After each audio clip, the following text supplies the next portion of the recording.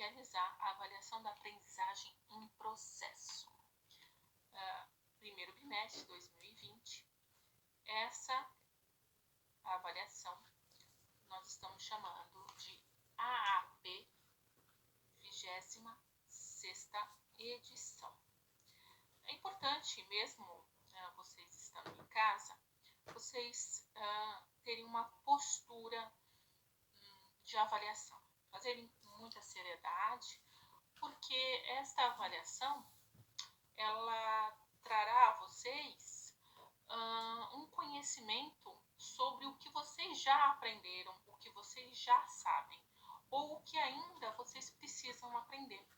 Então, essa seriedade em realizar essa avaliação é importante para nortear o estudo de vocês e também para auxiliar no meu trabalho, para que eu possa dirigir o estudo de vocês com maior eficiência. É importante que vocês preencham essa avaliação, porque futuramente irão entregá-la. Não temos uma data prevista ainda, mas vocês a farão e guardarão até o momento que nós da escola iremos pedir. A professora fez no Classroom um gabarito igual a este, similar a esse, e que vocês entrarão no Class e irão responder esse gabarito após a finalização da prova e a finalização deste gabarito. Então, neste momento, vocês vão preencher este gabarito aqui, que eu estou apresentando aqui para vocês aqui na tela e que vocês estão vendo aí na prova. Preencham a caneta azul ou preta, sem rabiscar a prova, sem rasurar, escolher B, depois apagar por C. Se você não tem certeza, faça primeiro o preenchimento a lápis. Após a conferência das respostas, aí sim você passa a caneta, tudo bem? Não precisam ficar nervosos, é uma atividade que nós vamos fazer levando em consideração os conhecimentos que vocês já possuem, tudo bem? E os que vocês ainda precisam ter. Então, imaginem essa avaliação como um teste daquilo que já foi aprendido e o que precisa ser aprendido. Então, não tem necessidade nenhuma de nervosismo. Eu só preciso de seriedade para com a avaliação, ok? Só tem uma alternativa válida, não tem duas. São 16 questões, como vocês estão vendo. Aqui no campo do preenchimento, coloquem sim a turma. Turma se você é do primeiro A, B, C, D ou E. A data que nós estamos realizando esta avaliação. A escola, se você quiser colocar, pode colocar, não tem problema. Aluno, é importante você pôr o seu nome completo e do lado aqui, depois que você termina de escrever o seu nome, põe um número, tá? Porque isso ajuda na organização quando eu recolho as provas. Bom, então aqui é a primeira página, né, da prova que vocês estão visualizando. Abrindo aí a prova de vocês, vocês irão ver as questões. Então, a primeira questão é: leia o texto e responda. A questão número 1. Então, Canto Mineral 10, de Carlos Drummond. Eu não quero que vocês fiquem com medo de fazer leitura de poemas. Eu sei que vocês têm uma certa resistência de não ler esses poemas, porque muitas vezes vocês não conhecem as palavras, não entendem a linguagem. Como é poema, a linguagem predominante é a conotativa. Lembrando que a linguagem conotativa é a linguagem da criação, da criatividade. Então, o poeta ele utiliza das palavras como fonte criadora, né? Ele dá significados para essas palavras. Eu vou fazer a leitura aqui com vocês e depois a gente vai falar um pouquinho do Carlos Drummond para vocês contextualizarem o poema. Então, vamos lá. É um fragmento, tá? Observem aqui que esse poema já foi iniciado. Quando você vê essa sinalização aqui, chaves e a reticências dentro, significa que há um trecho que já foi escondido, tá? Eles colocaram aqui na prova só o que eles queriam. E aqui a mesma coisa. Então, existe algo anterior a esse trecho, né? Essa estrofe aqui, e há algo que vai também continuar. Só que o que é interessante para a prova é esse trecho. Então, vamos lá. O trecho todo, ele está entre parênteses, como uma explicação. E aqui ele coloca, ai, né, uma interjeição de dor. Que me arrependo. Me perdoa, Minas. Minas, para quem não sabe, é a terra natal de Carlos Drummond de Andrade. Minas Gerais, né, é um grande estado do sudeste do Brasil e que no século XVIII nos faz lembrar da corrida do ouro, né, que teve nessa região, com várias jazidas. As jazidas são concentrações, né, de um material valioso. Então, principalmente o ouro. Minas, de ter vendido na Bacia das Almas. O que vem a ser Bacia das Almas? É vender a um preço muito baixo. Uma linguagem figurada. Meu lençol de hematita. Outra linguagem figurada, né? Hematita. Aqui vocês estão vendo que tem um número 1? Então, a prova ela traz aqui, ó. Embaixo, olhem aí. Hematita, aqui embaixo. O principal mineral, minério de ferro de cor cinza ou preta, forte brilho metálico e traço vermelho. Um mineral. Tá? A prova explica para você. Ao louro da estranja. Bom, o que significa louro da estranja, pessoal? Louro da estranja, louro aqui é o significado do valor, né, do dinheiro, né? Da estranja significa dos estrangeiros. Né? Esse lençol que foi o quê? Vendido aos estrangeiros. Lençol porque é muito vasto, né? Grande, que cobre a terra. E de ter construído filosoficamente meu castelo urbano. Né? O que seria construir filosoficamente? Filosoficamente é tudo que remete à ideia e ao pensamento. O castelo urbano significam as grandes construções, né? As construções que ficam em cima de onde? Da jazida, né? Da jazida, que é esse local que tem concentração dos minérios. A terra de Minas Gerais, extremamente valiosa com esses minérios, né? Jazida de sonhos minérios, me arrependo e vendo. Então, a gente tem aí uma brincadeira com uma palavra, que eu não posso falar agora, porque vocês vão fazer a prova, depois a gente vai comentar. E prestem bem atenção que tem uma palavrinha aí que dá duplo sentido. Tá? Ela está em um verso e dá duplo sentido. Então, vocês vão observar qual é essa palavrinha que nesse poema, né, nessa estrofe, dá esse duplo sentido, tá? Então, aqui vocês têm as alternativas e vocês vão selecionar somente uma. Bom? Então, falar um pouquinho de Carlos Drummond de Andrade, tá? Esse canto mineral do Carlos Drummond de Andrade faz parte de uma antologia poética dele, que chama-se Canto Mineral. E essa antologia, o que é antologia? É um conjunto, é um livro, né? Que tem um conjunto de poemas. São vários poemas. E ele tem esse livro,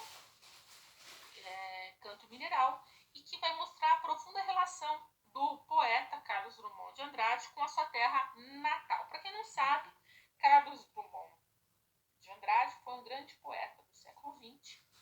Ele foi nascido no dia 31 de outubro de 1902 e vem a falecer 17 de agosto de 1987. Ele sempre faz com que o leitor se torne crítico. Ele constrói os seus poemas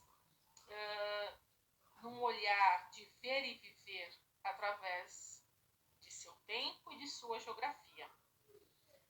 O tempo de geografia do Carlos Drummond é entre Minas Gerais e Rio de Janeiro. Seus poemas, eles sempre vão trazer uma reflexão, que podem ter o humor e a ironia. A poesia crônica. Ele nasceu em Itabira.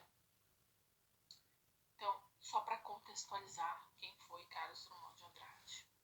Agora vamos para a questão 2. Retrato Cecília Meirelles. O poema Retrato. Vamos lá. Eu não tinha este rosto de hoje. Assim calmo, assim triste, assim magro, nem estes olhos tão vazios, nem um lábio amargo. Eu não tinha estas mãos sem força, tão paradas e frias e mortas. Eu não tinha este coração que nem se mostra. Eu não dei por esta mudança, tão simples, tão certa, tão fácil. Em que espelho ficou perdida a minha face? Nossa, muito profundo, né? Esse retrato de Cecília Meirelles. Tem um tom melancólico, esse poema. O que vem a ser um tom melancólico? Uma certa tristeza. O eu lírico, que é a voz do poema, ele anseia, ou seja, ele deseja se eternizar. A gente nota a primeira pessoa, o eu, no poema, descrevendo o seu próprio rosto. Esse rosto que ele não reconhece mais sendo seu. Isso significa a transitoriedade da vida. Que a vida é uma viagem. Ela vai ter um começo, um meio e um fim. A repetição da palavra assim que nós temos no poema, observem aí, indica uma mudança, tanto no íntimo do eu lírico, como fisicamente. Estes olhos vazios significam o sofrimento da vida. Olha quanta conotação.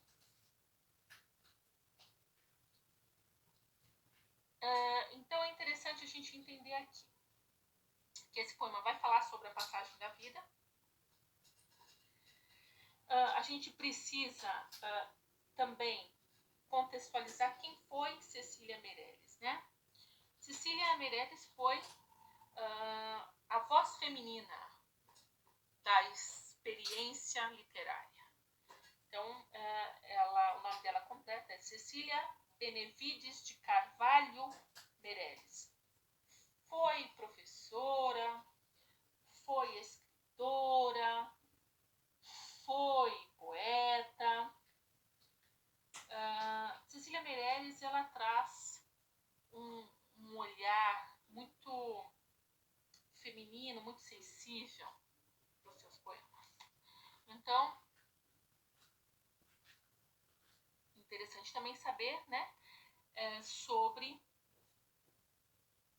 vida e morte dela. Então, nascida no Rio de Janeiro e falece no Rio de Janeiro. De 1901, ela vai até 1964. Ok? Então, vamos ver a pergunta aqui para esse poema. Questão 2. O poema tem a predominância do tempo pretérito imperfeito para reforçar. Então, o enunciado diz o seguinte, que no poema, predominância que tem muitos verbos que estão no tempo pretérito imperfeito. O que significa esse tempo do verbo? Significa um tempo passado e que ainda não terminou. Por isso que é pretérito imperfeito. É um passado que começou e não foi finalizado. Qual foi a ideia, né, da utilização desse verbo, no caso, pela poeta ou poetisa?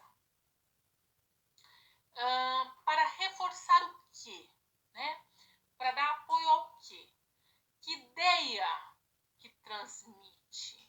Então, o pretérito perfeito sendo um verbo que indica um passado que começou e não terminou, vocês vão analisar qual seria a resposta mais correta aí para vocês, tá bom?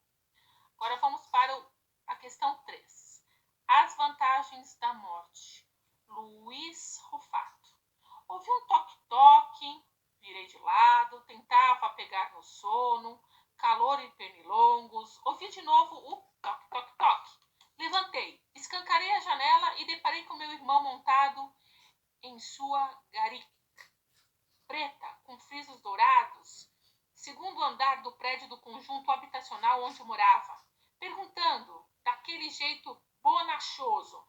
Jeito bonachoso é aquele jeito assim de tirador de sarro, pessoa brincalhona. Então, falou assim: vai me deixar muito tempo aqui fora ainda, Tiquinho? Ele pousou dentro do quarto sem dificuldade, abriu o descanso, estacionou a bicicleta num canto. E aí, como vão as coisas? Foi quando notei que eu estava bem mais velho que ele. Ele havia morrido com 22 anos. Um negócio esquisito. Chegou da fábrica, trabalhava de torneiro mecânico na manufatura, falou que não estava se sentindo bem, jogou na cama de roupa e tudo.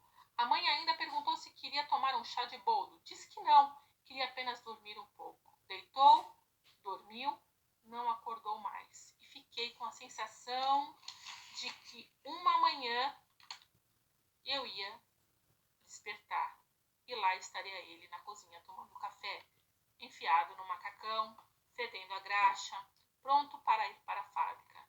Mas os anos passaram, ele não levantou mais e agora reaparece, como não tivessem decorrido 30 anos. A cara ainda com marcas de espinhas, o cabelo emplastrado de Brill Cream e ainda como vão as coisas.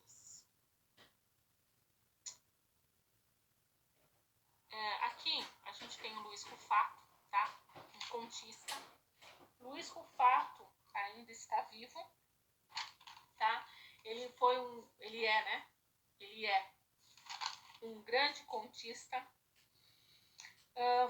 Vem de uma família de classe média baixa. Ele filho de um pipoqueiro e de uma lavadeira.